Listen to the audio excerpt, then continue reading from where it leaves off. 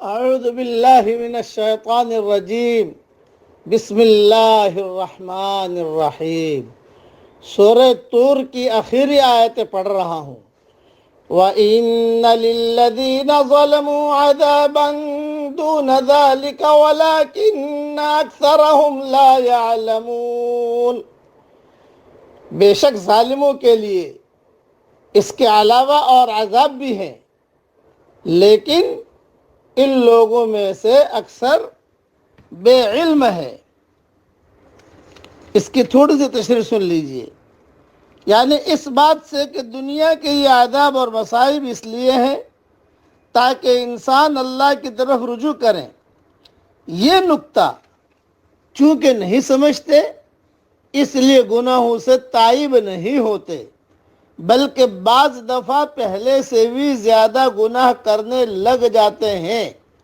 جس طرح ایک حدیث میں فرمایا کہ منافق جب بیمار ہو کر صحت مند ہو جاتا ہے تو اس کی مثال اونٹ کی سی ہے۔ وہ نہیں جانتا کہ اسے کیوں رسیوں سے باندھا گیا اور کیوں کھولا چھوڑ دیا گیا۔ یہ حدیث ابو داؤد میں ہے۔ آگے اللہ تعالیٰ فرماتے ہیں وَاصْبِرْ لِحُكْمِ رَبِّكَ فَإِنَّكَ بِأَعْيُنِنَا وَسَبِّحْ بِحَمْدِ رَبِّكَ حِينَ تَقُومُ۔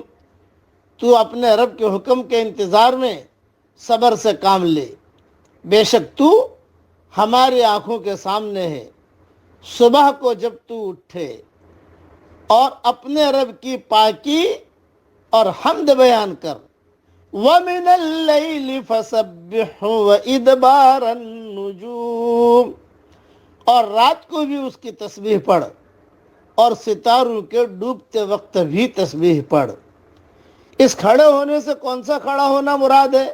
بعض کہتے ہیں جب نماز کے لیے کھڑے ہوں، جیسا کہ آغاز نماز میں سبحانک اللہم و بحمدک و تبارک اسمک پڑھی جاتی ہے۔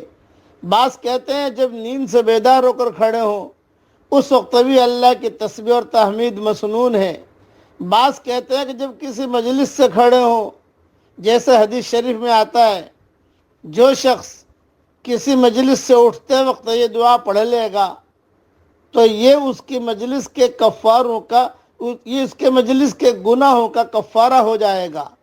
سبحانک اللہم و بحمدک اشہد ان لا الہ الا انت استغفرک و اتوب الیک۔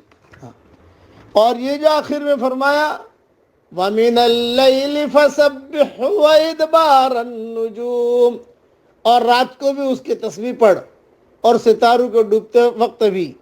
اس سے مراد قیام اللیل یعنی نماز تہجد ہے، جو عمر بھر رسول اللہ صلی اللہ علیہ وسلم کو معمول رہا۔ اور اے وقت ادبارها من آخر اللیل، اس سے مراد فجر کی دو سنتیں نوافل میں سب سے زیادہ اس کی رسول اللہ صلی اللہ علیہ وسلم حفاظت فرماتے تھے۔ سنت مؤکدہ میں سب سے زیادہ حضور صلی اللہ علیہ وسلم فجر کی دو سنتوں کا بہت اہتمام کرتے تھے۔ اور ایک روایت میں رسول اللہ صلی اللہ علیہ وسلم نے ارشاد فرمایا فجر کی دو سنتیں دنیا و ما فیہا سے بہتر ہیں۔ صحیح بخاری شریف میں یہ مضمون موجود ہے۔ اب پڑھ لیجئے میرے ساتھ سبحانک اللہم و بحمدک اشہد ان لا الہ الا انت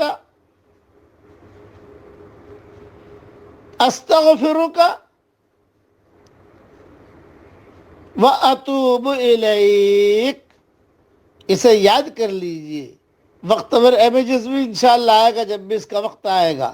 اس لیے کہ جب بھی کسی مجلس میں بیٹھے، جب اٹھے تو اس کو پڑھ لو، تو اس مجلس میں کچھ گناہ ہوئے ہوں گے تو اس کا کفارہ ہو جائے گا۔ اللہ تعالی ہم سب سے راضی ہو جائے اور ہر وہ کام کرنے کی اللہ ہمیں توفیق دے جو اللہ کو خوش کر دے، اور ہر اس کام سے بچنے کی توفیق دے جو اللہ تعالیٰ کو ناراض کر دے۔ خلاصہ کلام یہ کہ اللہ ہم سب سے راضی ہو جائے۔ آمین۔ وآخر دعوانا ان الحمد للہ رب العالمین۔